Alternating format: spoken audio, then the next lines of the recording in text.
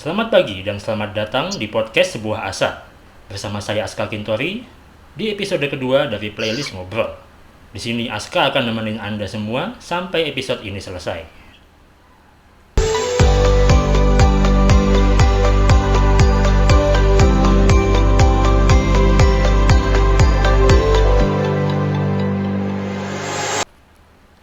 Dan di episode kedua ini, Aska sudah ditemenin sama salah satu pemerhati perempuan yang berasal dari Kabupaten Bantul, Yogyakarta. Sehari-harinya, dia sangat kekeh dalam memperjuangkan nasib para perempuan agar mereka mampu memperoleh hak yang semestinya mereka dapatkan. Nah, kebetulan topik kita hari ini juga membahas tentang perempuan nih guys. Lebih tepatnya adalah melihat pandemi dari kacamata perempuan. Sehingga kita ingin tahu lebih dalam bagaimana sih peran perempuan selama masa pandemi yang sudah berlangsung lebih dari 1 tahun terakhir ini? Lalu bisa nggak sih perempuan membantu untuk membasmi pandemi COVID-19 ini dari bumi pertiwi kita tercinta? Untuk mengetahui lebih jelasnya, langsung saja kita kenalan dengan bintang tamu kita hari ini, yaitu Bunda Miftah Bahria Saadah. Halo Bunda Miftah. Halo, hai, selamat pagi semuanya, teman-teman, saudara-saudara di seluruh Nusantara dan Jogja. Gimana kabarnya hari ini? Baik, Mas Aska. Ketemu lagi ya kali ini dalam suasana yang berbeda. Ya. Masih dalam kondisi ini, tapi kita tetap kontak terus bergerak. Nah, saya kan udah 1 tahun terakhir nih ninggalin daerah istimewa Yogyakarta, Hadiningrat tercinta nih. Gimana sih kabarnya pandemi COVID di sana tuh? Sekarang udah sampai level berapa sekarang?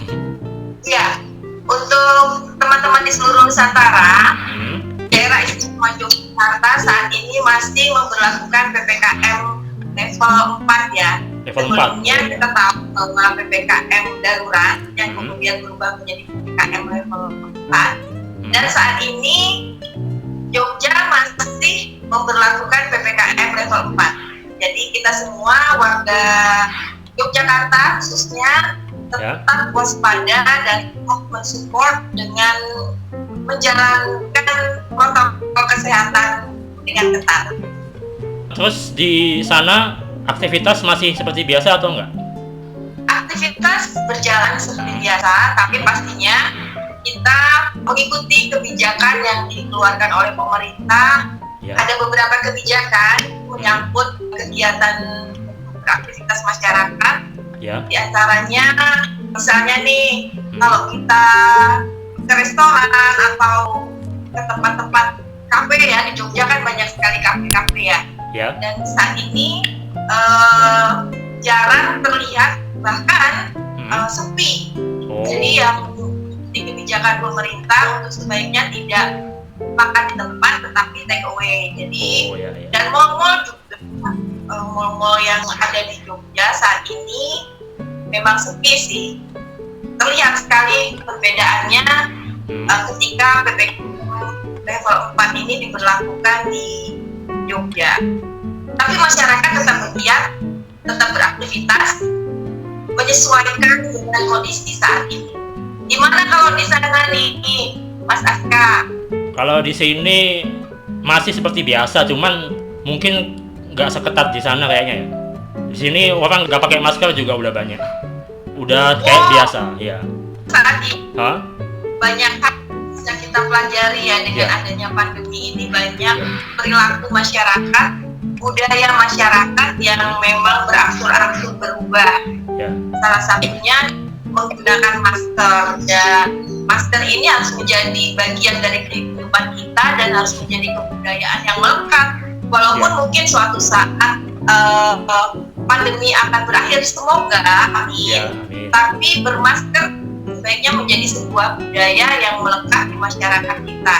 Jadi kami kalau melihat nih dari judulnya yang Mas Aska berikan kepada Bunda hari ini, kita ngobrol-ngobrol tentang pandemi dari pandang perempuan kan ya. Nah kami melihat ini menjadi sesuatu yang penting ketika kita bicara tentang perilaku atau budaya, karena sebuah perilaku atau budaya itu tidak bisa berubah dalam sekejap mata.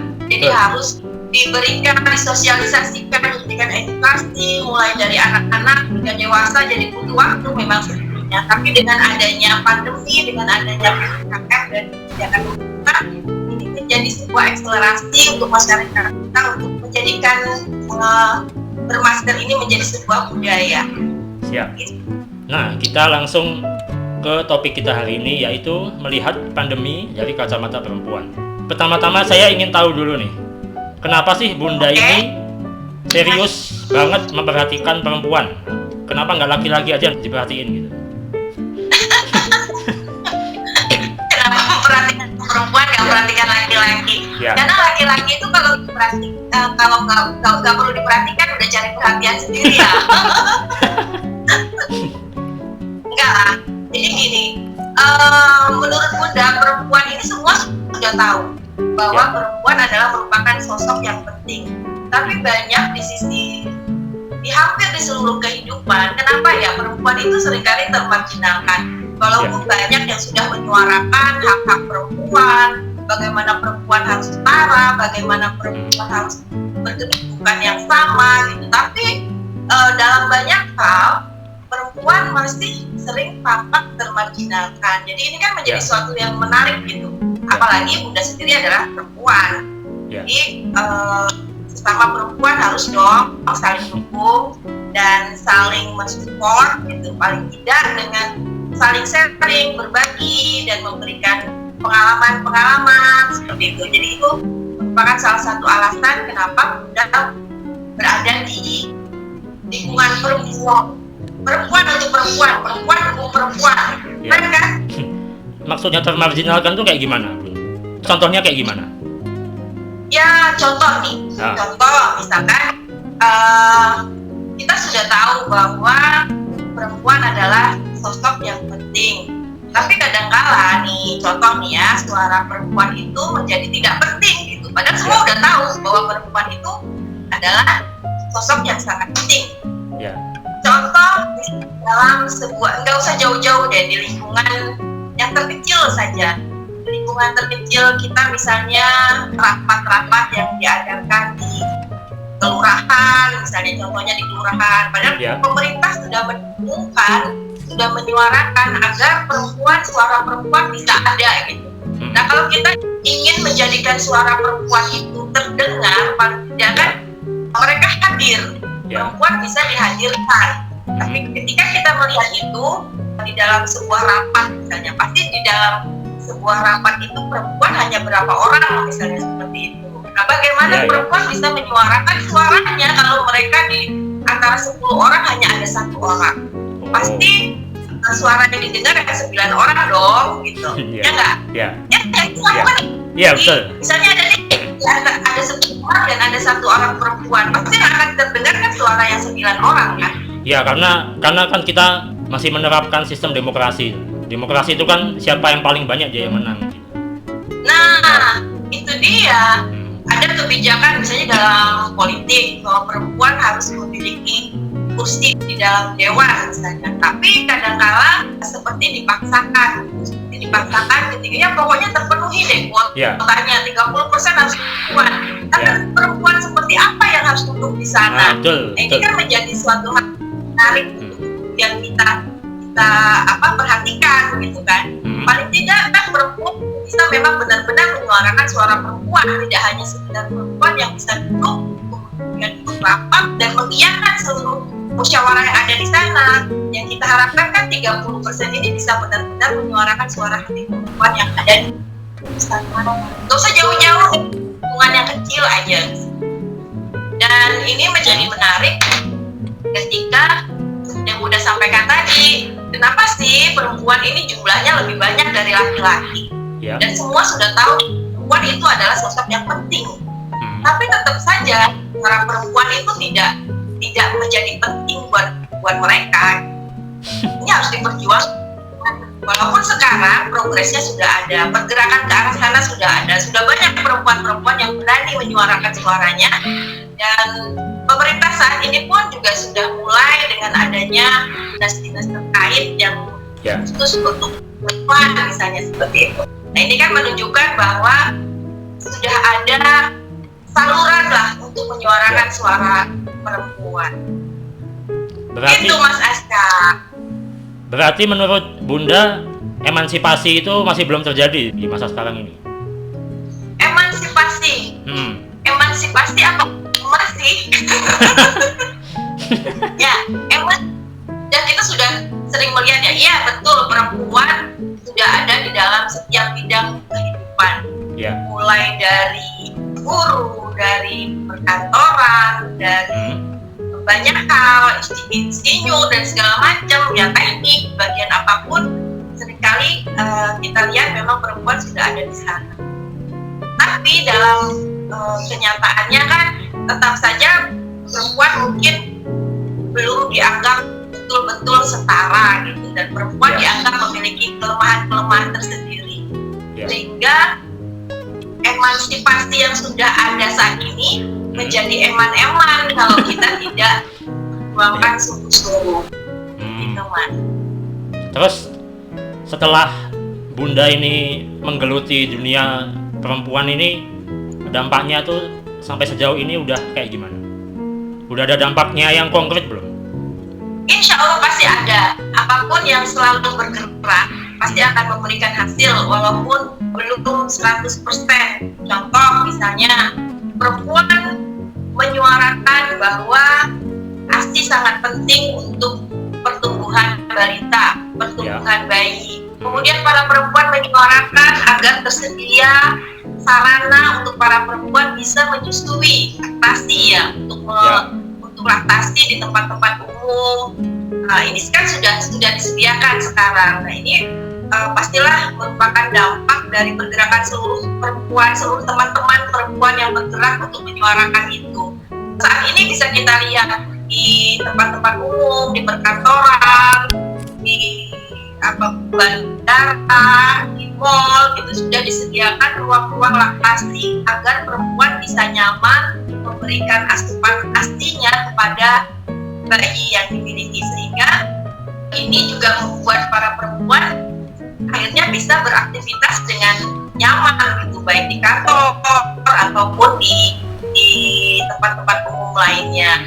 Dan sekarang kita juga sudah melihat ada beberapa di perkantoran juga sudah menyediakan tempat penitipan anak untuk perempuan yang bekerja.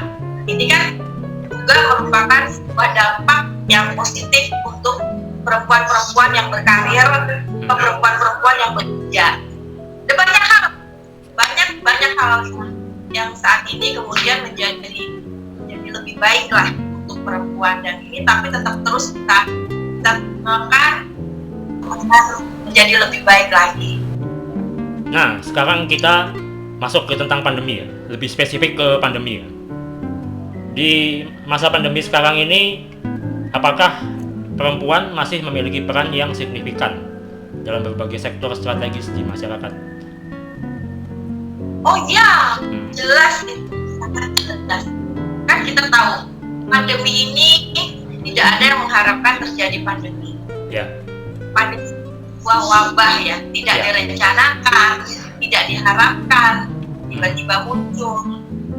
Dan pandemi menghendaki semua orang untuk kemudian kita ketahui karena sosialisasi dan edukasi dari pemerintah juga, dari kesehatan, bahwasanya memerlukan sebuah budaya baru, sebuah budaya baru yang harus dirubah. Nah, ini kan bukan hal yang gampang, tidak seperti kita misalnya ingin beli sesuatu terus pergi ke toko dan kita mendapatkan barang tersebut. Merubah perilaku, merubah budaya itu kan membutuhkan waktu yang cukup lama. Dan perempuan menjadi sosok yang sangat penting, strategis untuk bisa memberikan edukasi kepada anak-anaknya, terutama di rumah, bagaimana sebuah budaya baru ini harus diadaptasi oleh anak-anak dan keluarganya. Jadi perempuan pastilah merupakan sosok yang sangat strategis dan penting di masa pandemi ini. Belum lagi perempuan itu adalah makhluk sosial yang sangat sosial banget gitu. Ya nggak sih? Ya, betul. Nah, perempuan kalau sudah melihat sesama perempuan membutuhkan sesuatu, mereka biasanya akan sangat cepat sekali bergerak dan tanpa dikomando pun kadang-kadang mereka sudah bergerak sendiri gitu.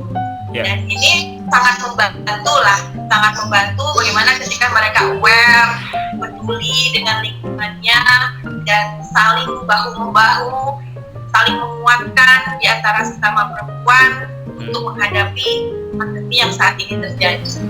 Oke. Seperti itu. Boleh Bunda kasih contoh seperti apa sih kegiatan yang membuat perempuan tuh masih memiliki peran strategis selama masa pandemi ini? Tadi yang seperti Bunda sampaikan, peran perempuan sangat strategis dan sangat penting, membantu pemerintah dalam hal ini ya, memberikan sosialisasi, edukasi, terutama kepada keluarga. Kita tahu bahwa kelompok masyarakat terkecil di dalam negara ini adalah keluarga. Nah, di sini perempuan kan perannya jadi penting banget, karena perempuan kan yang merupakan guru yang pertama kali untuk keluarganya, apalagi dalam suasana pandemi saat ini ketika anak-anak tidak bisa hadir ke sekolahan, mereka ada di rumah. Nah, yang sederhana saja yang dilakukan perempuan adalah bagaimana membuat keluarga, anak-anaknya untuk bisa betah di rumah. Kan kita tahu sekarang kebijakan pemerintah adalah untuk stay at home, jangan kemana-mana di rumah. Nah, kalau sudah di rumah, siapa lagi yang bisa menjadikan rumah menjadi nyaman kalau bukan perempuan? Ya nggak? Iya. Iya. Karena kita juga sudah tahu bahwa protokol kesehatan itu pertama untuk menjaga jarak, untuk mengurangi mobilisasi, ya kan harus berada di rumah, dan kemudian menjaga imun kaitannya dengan apa? Asupan. Asupan adalah makanan, kan makanan. Siapa yang menyediakan makanan di rumah? Siapa yang bisa membuat asupan itu agar anak-anak lebih suka makan di rumah ketimbang makan di kafe? Sebelum pandemi mungkin kayak Mas Aska ini anak-anak muda, bujang itulah semua pada senangnya di kafe kan. Nah, sekarang dalam saat ini bagaimana anak-anak bisa betah di rumah dengan asupan yang disediakan oleh bundanya, oleh ibunya, mamanya. Ini siapa lagi kalau bukan mama, ya nggak? Dan sementara nggak mana-mana, hanya di rumah saja. Itu ya hal-hal yang sederhana yang bisa dilakukan perempuan di masa pandemi ini. Dan sangat penting, poin yang sangat penting adalah bagaimana membuat keluarga betah di rumah, jaga lingkungan rumah agar nyaman, agar asri, agar tampak hijau. Nah, lagi-lagi ini perempuan, ibu, ya kan?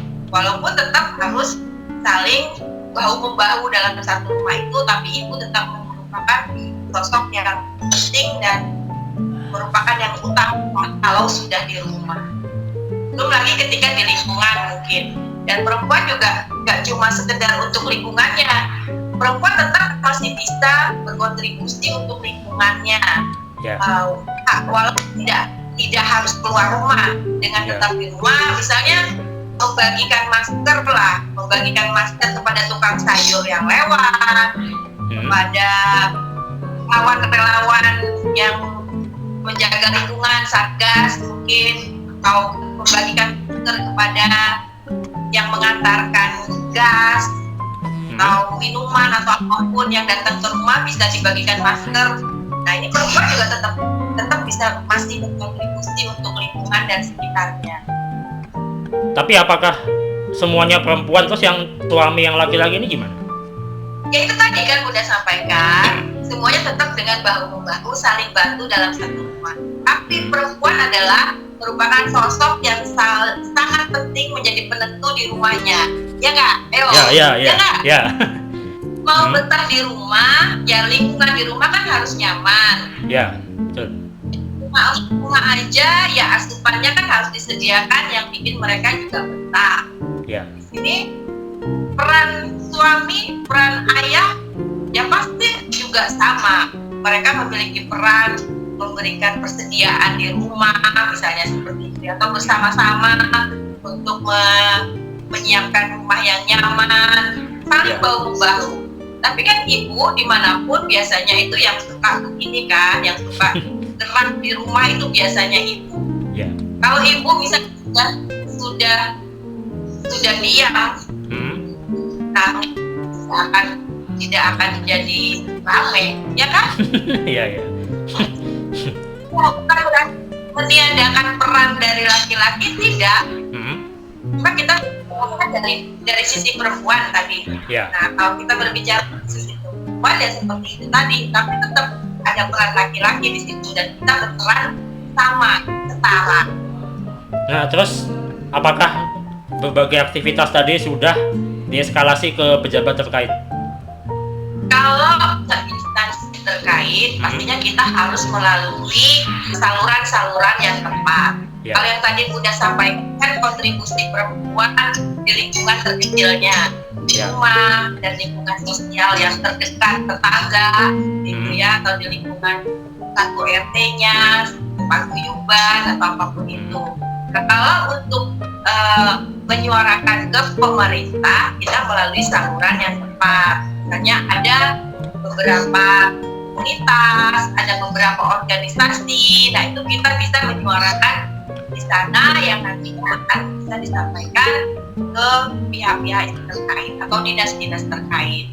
Ya, pastinya sudah banyak hal yang sudah disampaikan, karena dalam hal ini pemerintah juga kan memiliki link lah ke masyarakat melalui forum-forum yang sudah dibentuk, dan ketika kita ada di sana, kita bisa juga menyuarakan apa yang terjadi di masyarakat kepada pihak-pihak terkait.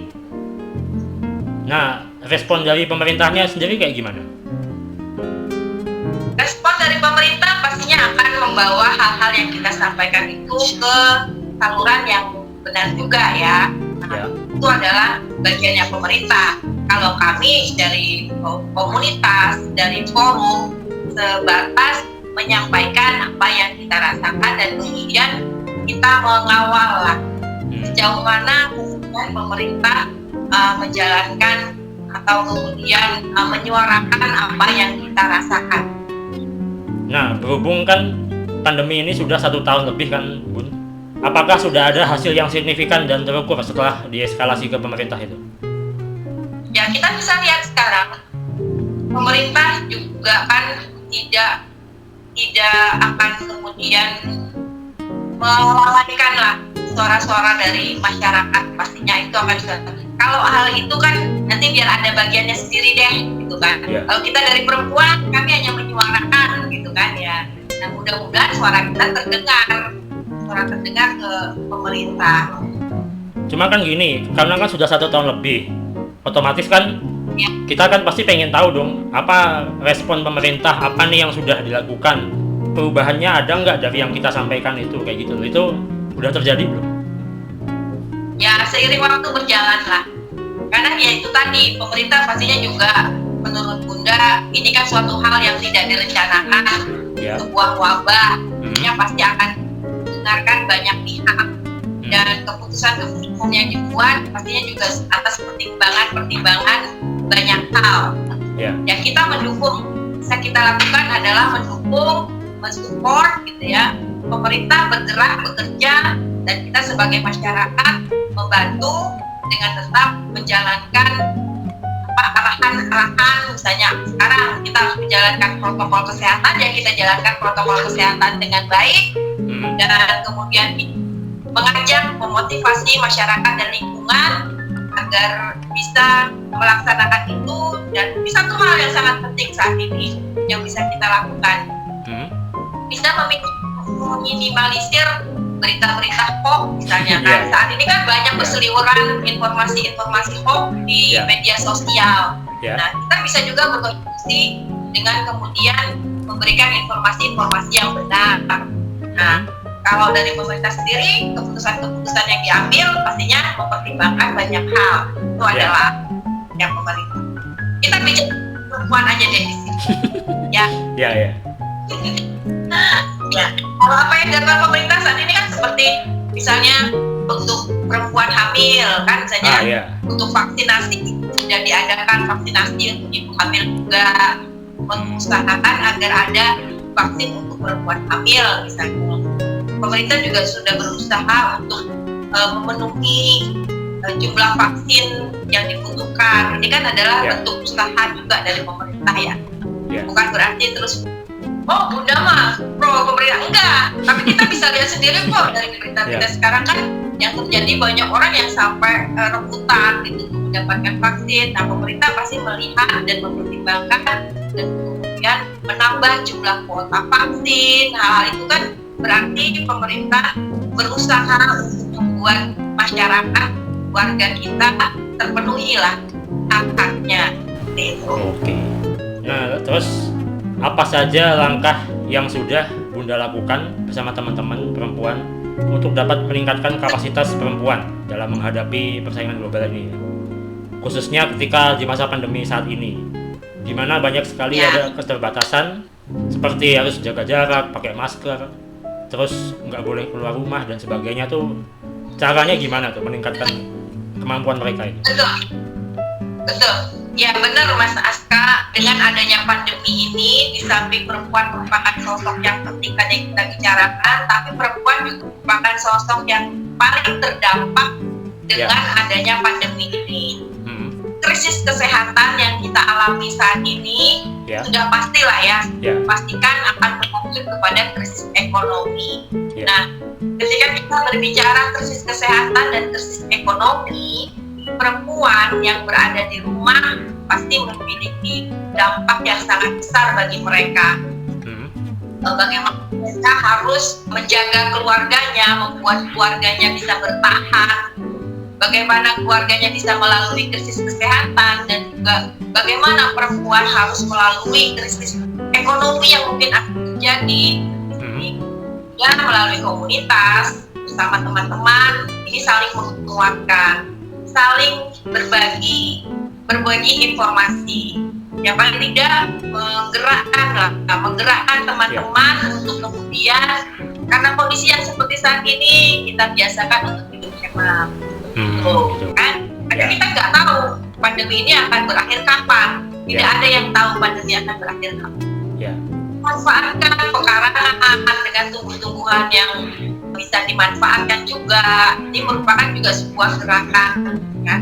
Kita menyampaikan kepada teman, paling tidak dengan adanya tumbuhan yang bisa dimanfaatkan untuk sehari-hari ini juga sedikit meringankan, kan? Ini yang jelas dalam komunitas, di dalam kelompok sekarang adalah hal yang sangat strategis yang bisa dilakukan untuk menguatkan masyarakat. Jadi kita nggak perlu melakukan hal besar saat ini, melakukan sesuatu yang melibatkan orang banyak, karena saat ini memang tidak disarankan untuk berkumpul.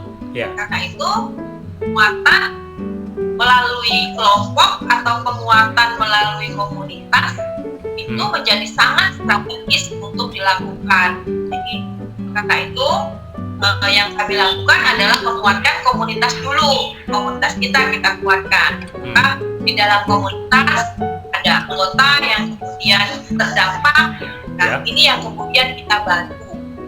Itu aja dulu. Jadi kalau misalnya kita melakukan hal yang besar itu bagus, sangat bagus. Tapi yang kita dahulukan adalah kelompok-kelompok dan kelompok-kelompok kita yang kecil dulu ini. Sudah bisa melalui ini belum? Setelah itu baru kita beranjak ke hal yang lebih besar. Komunitasnya itu cara ketemunya gimana? Kan orang nggak boleh keluar rumah. Ada teknologi Mas Aska, seperti yang kita lakukan saat ini kan sebuah teknologi. Nah itu lagi yang kita sosialisasikan juga, yang kita edukasikan juga, bagaimana perempuan, anggota kelompok, komunitas bisa menggunakan teknologi ini. Kan banyak sekarang ada teknologi video call seperti saat ini, ada Zoom. Bisa lah kalau punya untuk kemudian berdiskusi secara virtual ya. Jadi memang sebuah budaya virtual ini akan menjadi budaya yang menempel kepada kita dalam jangka waktu yang cukup lama kayaknya nih ya. Kita akan sering begini selama pandemi. Nah, perempuan itu merasa ini nggak? Aduh, bingung gimana nih ini kayak kan namanya ibu-ibu kan mesti rada-rada gimana gitu loh kalau berhadapan dengan sesuatu yang baru, kan pasti aduh apa ini saya nggak tahu, nggak ngerti kayak gitu kan. Itu ada nggak seperti itu? Sepertinya nggak cuma ibu-ibu deh, bapak-bapak juga ya. Jangan digarisbawahi ibu dong. Semua yang menghadapi hal ini pasti akan sedikit bingung. Dan bagaimana kemudian tadi kita saling sharing, saling bertukar informasi, bagaimana caranya beradaptasi. Nah, dengan keadaan yang berubah dengan cepat saat ini, yang bisa bertahan kan mereka yang mampu beradaptasi. Jadi bingung itu hal biasa. Kalau kita datang ke sebuah tempat yang baru kemudian bingung, kan hal biasa. Tapi bagaimana kemudian kita memiliki, nah itu tadi, lingkungan, warga, kelompok, komunitas yang saling berbagi, saling menguatkan untuk menghadapi itu. Karena itu menjadi penting komunikasi dalam sebuah kelompok, dalam sebuah keluarga, dalam sebuah komunitas untuk bisa melalui ini semua. Jadi bingung boleh, tapi semua kan pasti ada solusinya. Karena kan gini, kalau ibu-ibu tuh nggak bisa, udah nggak usah dah, biasanya kayak gitu. Ciri khas ibu-ibu. Iya. Karena perempuan itu kan selalu refleks ya. Iya, refleks. Komentar spontan. Tapi kan kita saling ngobrol, dengan diskusi. Nah itu tadi kita mau dengan dan tidak malu untuk menyampaikan bahwa aku nggak bisa nih, gimana dong caranya, tolong bantu aku. Gitu. Ya insya Allah pasti akan ada bantuan itu. Nah itu yang kita lakukan. Ayo, nggak bisa nggak kamu melakukan ini? Kalau nggak, apa yang bikin kamu nggak bisa? Dan jangan malu-malu, jangan sok tahu gitu. Nggak bisa tapi bilang bisa. Gitu kan? Nah, contohnya ini Bunda sama Mas Aska. Terus kalau pandemi ini sudah berakhir, apakah rancangan program itu akan tetap dilanjutkan? Kita menyesuaikan, beradaptasi, mana yang memang bisa diteruskan dan mana yang tidak, yang akan menyesuaikan dengan kondisi yang ada. Mudah-mudahan ya segera berlalu. Berarti yang positif dilanjutkan, yang negatif ditinggalkan gitu ya? Gak ada yang negatif, positif semua. Hanya mungkin nanti kan program-program yang memang bisa diteruskan. Kalau memang nanti kan karena pandemi sudah tidak ada lagi ya, dihentikan nggak? Menyesuaikan berarti dengan keadaan yang baru, ini akan muncul program-program yang baru. Nah, saya juga ada baca dari berbagai media massa ya, bahwa perempuan sama anak itu mengalami peningkatan kekerasan selama masa pandemi ini. Kasus KDRT meningkat selama pandemi ini. Karena interaksi yang justru meningkat sama suami, ini gimana? Meningkatnya di mana, daerah mana, datanya apa, contohnya apa? Saya baca tuh di Jawa Tengah, di Semarang gitu. Orang tuh berbondong-bondong ke pengadilan untuk mengajukan cerai. Karena setelah pandemi itu, padahal itu kan ngumpul sama keluarga tuh, tapi justru malah masalah tuh tambah banyak setelah mereka ngumpul, karena kan harus di rumah aja gitu. Ya, berarti itu masalah internal dalam keluarga ya. Bisa jadi mungkin ya, seperti Bunda sampaikan tadi, krisis kesehatan ini berdampaknya kan terus berlanjut kepada krisis ekonomi. Nah, ketika kita bicara tentang krisis ekonomi, berarti berbicara tentang bagaimana sebuah keluarga ini mampu bertahan untuk menghadapi itu semua. Ya, bisa jadi juga secara mental mungkin mengalami pressure, mengalami tekanan karena ketidaksanggupan, ketidakberdayaan untuk memenuhi kebutuhan. Nah, ini bisa berdampak banyak hal. Tidak hanya secara ekonomi, tapi juga secara psikis ya. Nah, ini yang perlu kemudian kita kuatkan. Bisa saja itu terjadi kalau misalnya tidak ada solusi, tidak ada pemecahan dari masalah yang mereka hadapi dan berakhir kepada perceraian. Perceraian adalah sebuah komitmen kan, komitmen dalam sebuah keluarga. Komitmen sendiri, komitmen itu kan adalah tidak ada sangkut pautnya dengan mungkin bukan tidak sangkut pautnya, tapi komitmen adalah bukan perasaan. Kalau mungkin perasaannya sayang, masih cinta, tapi komitmennya berakhir. Karena ketika kita berbicara tentang komitmen kan berbicara tentang bahwa kita akan berkomitmen untuk hidup dalam susah dan senang. Saya seperti itu kan komitmen. Tapi kalau kita bicara tentang perasaan kan, perasaan cinta, perasaan kasih, perasaan sayang. ketika mungkin krisis ekonomi ini membuat beberapa pihak mungkin menjadi tertekan karena tidak adanya pemenuhan kebutuhan. Nah, bisa saja komitmen kemudian bisa menjadi untuk memecahkan masalah, kemudian mereka sudahlah komitmennya berakhir di sini saja. Itu kembali ke masing-masing pihak lah, bagaimana komitmen yang mereka buat satu dengan yang lainnya. Mungkin seperti itu ya, karena memang kalau krisis ekonomi ini kan banyak hal yang menjadi dampaknya ya, tidak hanya untuk pribadi tapi juga untuk keluarga. Dalam hal ini anak, pasangan, lingkungan, sosial gitu kan. Ya ini perlu kita waspadai, karena itu memang kalau pandemi ini berlarut-larut tidak bisa diatasi, bisa saja ini menjadi tidak hanya menjadi ancaman di dalam keluarga ya, kehidupan berkeluarga, bisa saja ini menjadi ancaman dalam kehidupan berbangsa loh, ketika kemudian masyarakat menjadi resah, tidak ada pemenuhan kebutuhan, kemudian menjadi tekanan-tekanan yang terus menerus, ini kan bisa menjadi depresi, menjadi stres gitu kan. Ketika orang sudah stres dan depresi kan bisa saja melakukan hal-hal yang tidak masuk akal. Jadi mungkin saja tadi Mas Aska menyampaikan bahwa KDRT bisa meningkat dengan adanya pandemi.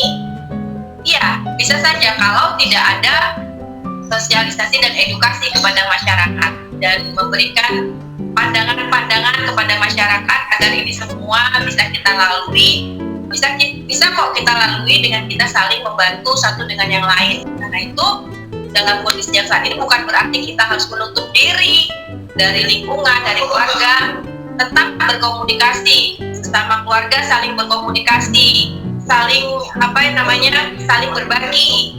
Nah, itu yang harus kita lakukan saat ini. Hal-hal yang simpel aja. Jadi bukan berarti stay at home itu kemudian menutup diri dari keluarga dan lingkungan. Kita stay at home, kita menjaga jarak, mengurangi mobilitas, tapi tetap berkomunikasi satu dengan yang lainnya. Itu Mas. Yang saya baca itu kan orang ini akhirnya semuanya di rumah kan, setiap aktivitasnya cuma di rumah. Nah terus karena ketemu dengan pasangan, dengan anak itu meningkat, ibaratnya itu semua masalah itu kebongkar gitu. Belum lagi dengan waktu itu kan pekerjaan dirumahkan semua. Nah akhirnya kan gimana nih kita untuk makan nih, nggak ada nih uang buat kita makan, nggak ada. Belum dengan masalah-masalah lain yang diungkit-ungkit sejak lama, karena ketemunya semakin sering, akhirnya kan membuat mereka tuh isinya tuh kelahi aja. Nggak usah jauh-jauh ya Bun, sebelah rumah saya aja ribut kok. Oh ini berarti curhat ya? Enggak, beneran berita itu saya ini juga, dan di sebelah nih karena ribut tiap hari ketika pandemi itu, akhirnya ya ya memang benar gitu. Enggak sih yang sampai cerai apa, enggak, cuman ribut di dalam rumah itu ada, memang beneran ada. Bisa jadi, mungkin saja ketika dalam sebuah keluarga kemudian permasalahan ekonomi itu kan menjadi sangat menjadi penting ya, memenuhi kebutuhan mendasar, kebutuhan fisiologis dari manusia itu kan kita makan, minum. Nah ini kan ketika itu tidak terpenuhi, pastilah akan menjadi ketidaknyamanan di antara anggota keluarga. Dan apabila ini berlangsung terus-menerus, ya pasti akan menjadi masalah baru di dalam keluarga. Itu tadi itu bahwasanya harus saling menguatkan dalam anggota keluarga, saling dukung, saling support, saling menguatkan bahwa kita ini sedang ada dalam sebuah masa yang namanya pandemi, dan kita menyadari bahwa krisis kesehatan ini akan berlanjut kepada krisis ekonomi, dan bagaimana kemudian keluarga saling menguatkan, saling terbuka permasalahannya apa, dan saling memberi solusi. Kembali lagi bahwa perasaan kemudian harus ditingkatkan, rasa sayang, rasa cinta gitu kan. Nah, dengan adanya rasa sayang dan cinta kan menguatkan dalam ikatan di dalam sebuah keluarga tersebut. Dengan cinta, dengan kasih menjadi lebih kuat lagi untuk menghadapi ini, dan akan menjadi sebuah komitmen gitu kan. Jadi komitmen akan terjadi langgeng ketika kita saling menguatkan satu dengan yang lainnya, bukan mencari celah kurangan satu dengan yang lainnya. Semoga seperti itu ya. Nah, ini yang hal terkecil yang bisa kita lakukan untuk di dalam sebuah keluarga, dan bisa kita lakukan juga di dalam sebuah kelompok atau di dalam sebuah komunitas untuk mengingatkan saling berbaginya, sehingga tumbuh rasa saling memiliki satu dengan yang lain, dan ada keterikatan yang harmonis. Nah, gimana caranya kita meningkatkan rasa sayang ketika ketemu aja udah ribut terus gitu? Ya, lihatlah hal-hal yang positif, jangan lihat hal yang negatifnya. Ya Mas Aska, kalau lihat Bunda lihat hal yang negatifnya kan ya mangkal terus ya, udah mah ngomel mulu, kalau ketemu gini mulu, yang ada kan kesel. Tapi lihatlah hal-hal yang positif yang ada pada diri pasangan masing-masing. Walaupun nyebelin, tapi kok dia itu ya hal yang terbaiknya dia selalu ada di sini. Ya, jadi lihatlah hal-hal yang positif yang ada dalam diri mereka, jangan hal-hal yang negatifnya. Kalau mau lihat hal yang negatif pasti lebih banyak dibandingin dengan hal yang positif, kan? Iya. Hal yang positif. Kenapa kita ada di dalam sebuah keluarga? Pastinya akan karena ada satu hal yang positif kan, sehingga terbinalah keluarga. Ya lihatlah hal itu terus gitu. Jangan lihat yang negatifnya. Insya Allah kalau kita hanya melihat hal yang positifnya kan akan jadi langgeng dan akan jadi harmoni berkelanjutan gitu. Karena gampang kan positifnya. Karena Mas Aska belum menikah mungkin sulit. Nah, kalau melihat hal yang positif, buat listnya gitu. Jadi buat list negatif dan positif. Negatifnya apa, positifnya apa, dan lihatlah hal yang positif. Soalnya kan misalnya Bunda positifnya Bunda rajin masak nih misalnya ya, lihat aja rajin masaknya doang gitu. Jadi dia lihat yang hal yang sederhana, sangat kecil itu kadang-kadang menjadi penting loh. Soalnya kan saking banyaknya negatifnya, orang tuh lupa sama positifnya, karena negatifnya tuh otaknya tuh penuh dengan negatif gitu. Dia jadi nggak ingat lagi sama positifnya. Memang sulit mencari hal yang positif, memang mudah mencari hal yang negatif. Makanya kadang-kadang kan banyak orang kalau ada istilah gitu loh, kadang kita berbuat baik aja disalahin. Nah, apalagi kita salah gitu kan. Semakin disalahin. Ya nggak sih, simpel aja kan. Kalau susah melihat positifnya ya dibuatlah list. Nah, sebelum kita membuat list orang lain, buat list diri sendiri dulu. Apa sih yang ada positif pada diri saya? Pasti yang negatif. Kalau kita berbuat baik, pasti ada maunya kayak gitu biasanya. Nah itu kan sudah negatif duluan. Iya, biasanya kayak gitu. Ya, berbuat baik lah, kalau kita merasakan itu baik ya lakukan saja gitu, nggak usah terlalu banyak pertimbangan. Kita berbuat baik karena nilai-nilai yang kita yakini benar kan. Saya melakukan hal karena saya meyakini bahwa itu hal yang benar, ya sudah, berdasarkan itu saja. Jangan saya melakukan hal yang baik biar nanti saya dibilang baik. Karena kalau misalnya alasannya itu ketika orang bilang dia mah ada mau, ketika orang bilang itu buruk, kita jadi berhenti. Jangan sampai melakukan sesuatu ya karena nilai-nilai yang kita yakini aja benar. Saya melakukan ini karena saya yakin benar, jadi just do it. Terus di komunitasnya Bunda itu ada nggak yang pernah curhat tentang masalah keluarganya dia, bahwa sering ada KDRT di dalamnya, ada nggak? Oh ya, sering, karena memang ada kan? Berarti ada kan? Jadi memang sarana untuk itu, tapi kan ada caranya, ada tempatnya gitu. Dan memang dengan adanya komunitas yang saling bertukar cerita, kemudian menyampaikan hal-hal yang terjadi, ini mereka memiliki tempat untuk curhat gitu. Jadi ada saluran lah. Nah, ini menjadi penting kan. Jangan sampai punya masalah terus nggak tahu harus kemana, akhirnya dipendam, menjadi beban untuk dirinya sendiri. Lebih baik ya diceritakan pada tempat yang benar. Dan kita juga karena itu di komunitas Bunda, kami juga memang memberikan waktu untuk itu. Ada waktu untuk bercerita, sharing dengan kerahasiaan yang terjamin gitu ya. Jadi yang dibutuhkan saat ini sangat sekali orang punya permasalahan yang banyak sekali tadi yang diceritakan Mas Aska itu mungkin banyak di lingkungan kita ya, tapi kadang mereka mungkin nggak tahu harus kemana, karena banyak sekali di perempuan juga kan kalau menceritakan keluarga mungkin takut dibilang itu aib, kan? Takut dibilang bahwa itu hal yang memalukan gitu, jadi mereka nggak berani cerita. Ini yang kita sampaikan bahwa ketika ada masalah jangan sampai itu dipendam sendiri.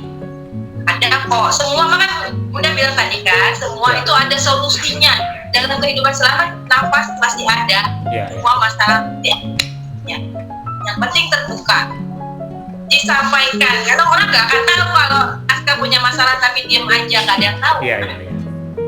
Artinya emang benar kan bahwa di komunitas Bunda sendiri pun banyak terjadi kasus KDRT selama pandemi ini. KDRT mungkin maksudnya apa ya? Mungkin permasalahan keluarga aja. Ya, permasalahannya lebih meningkat selama pandemi ini gitu. Karena dia lebih sering ketemu di rumah. Oh enggak, kalau itu belum. Oh, belum. Alhamdulillah belum ada. Untuk sampai saat ini belum ada yang seperti itu. Ini sebatas permasalahan keluarga biasa. Oh, bukan karena pandemi. Bukan karena Gimana? pandemi. Bukan dia curhat setelah pandemi ini saya sering ketemu suami, akhirnya lebih sering ribut kayak gitu enggak? Belum ada kan? Belum. Dari awal kita sudah sampai bahwa pandemi akan terjadi dalam waktu yang akan lama. Yang perlu kita lakukan adalah seorang ibu, seorang perempuan menyiapkan keluarganya, dan mungkin teman-teman menjalankan itu, jadi berusaha semaksimal mungkin untuk membuat lingkungan keluarganya lebih nyaman. Nah, inilah gunanya komunitas. Mungkin yang gak ikut komunitas gak tahu kali ya. Nah, karena sesama anggota komunitas kan kemudian selalu kita sampaikan itu gitu, setiap dalam pertemuan selalu kita sampaikan itu. Nah, karena itulah berkomunitas itu juga merupakan hal penting bagi perempuan. Boleh saya tahu perempuannya itu di rentang usia berapa, Bu? Kalau yang masih muda boleh ikut nggak? Kamu tanya-tanya yang muda mau cari? Nggak, maksudnya kan kita pengen tahu nih perempuannya tuh apakah masih sekolah juga udah ikut atau enggak? Anggota komunitas Bunda itu dari usia 25. Ada yang dari usia 25 belum menikah jadi anggota komunitas, sampai dia menikah dan sekarang masih menjadi anggota. Yang udah simbah-simbah ada juga nggak? Ada ya? Oke. Ya. Jadi kan dengan kita tahu rentang usia itu kan pasti permasalahan tiap rentang usia kan beda gitu. Masalah umur 25 sama masalah umur 60 tahun kan pasti beda. Nah, jadi kan gimana caranya kita memilah-milah? Nggak bisa kan semuanya disamain gitu. Betul. Ya itu kan ada beberapa aktivitas di dalam komunitas kan, ada beberapa kegiatan yang kita kemudian ngomong semuanya lah. Ada beberapa kegiatan yang bisa diikuti teman-teman yang masih muda, ada kegiatan yang mungkin diinginkan oleh teman-teman yang di atas rentang usia berapa gitu. Jadi dalam komunitas ada beberapa kegiatan yang kita adakan dan yang biasanya kita ikuti bareng serentak semua ya. Kegiatan sosial itu biasanya semua bisa ikut di situ. Mereka tergerak semua untuk kegiatan sosial. Rutin kita lakukan selama beberapa tahun ini. Nah, terakhir, apa harapan Bunda terhadap kelangsungan hidup para perempuan di Indonesia, khususnya selama masa pandemi ini, yang kita belum tahu sampai kapan akan berakhir? Harapan Bunda, perempuan dimanapun berada, perempuan Indonesia, perempuan Jogja khususnya, kita nggak tahu pandemi akan berakhir kapan. Karena itu yang perlu kita lakukan adalah mempersiapkan diri untuk bisa menambah pengetahuan, menggunakan media sosial dengan bijak, dan kemudian di samping menggunakan media sosial dengan bijak juga terus mengasah kemampuan walaupun dalam suasana pandemi ini dan beradaptasi beradaptasi, di samping juga terus menguatkan diri dan keluarga, karena kita nggak bisa bantu orang lain kalau kita juga bermasalah. Jadi karena itu bantulah diri sendiri, kuatkan diri sendiri dulu, baru kemudian bantulah orang lain. Harapan Bunda perempuan bisa tetap menjadi dirinya sendiri dan bermanfaat keluarga serta lingkungannya. Seperti yang selalu disampaikan di komunitas, perempuan setar itu selalu menunjukkan inner beauty-nya.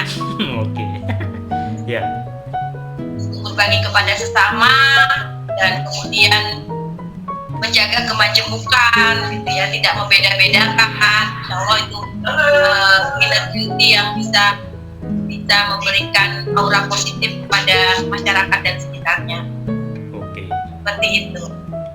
Jadi yang mau bertahan adalah mereka yang mau beradaptasi, yang mau belajar dan mau beradaptasi. Jadi jangan lupa terus belajar, terus beradaptasi. Insya Allah kita bisa melalui. Siap. Kalau dari laki-laki sendiri harus mensupport kayak gimana, Bu?